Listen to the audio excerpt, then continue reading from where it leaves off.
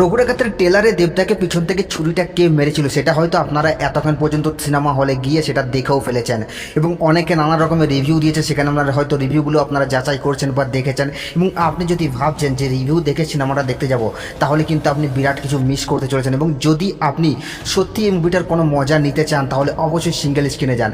ভাই দেবদাকে যে হারে প্রেজেন্ট করেছে, ভাই এক কথাই অনবদ্য।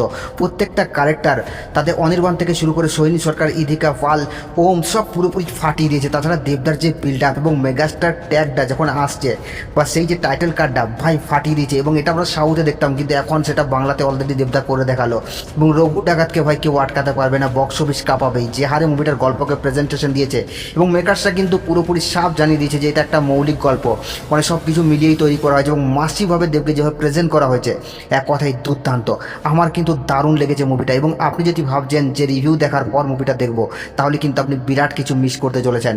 অতি শীঘ্রই সিনেমা হলে যান এবং রঘু ডাকাত দেখে মজা নিন। এবং যদি মজা নিতে চান, তাহলে অবশ্যই সিঙ্গেল স্ক্রিনে যান। ভাই আলাদাই খেলা দেখাচ্ছে এই মুভিটা, এবং বাংলার বক্স অফিসকে পুরোপুরি কাঁপিয়ে দেবে রঘু ডাকাত, তাতে কোনো রকমের কোনো সন্দেহ নেই। এবং এই মুভিটার যা মার্কেটের কালেকশন করবে, তা জাস্ট আপনারা ওয়েট করুন। তো গাইস, এই মুভিটা যদি আপনি দেখে যান, কেমন লেগেছে সেটা নিজের কমেন্টে জানাতে ভুলবেন না। আরে সাবস্ক্রাইব করুন।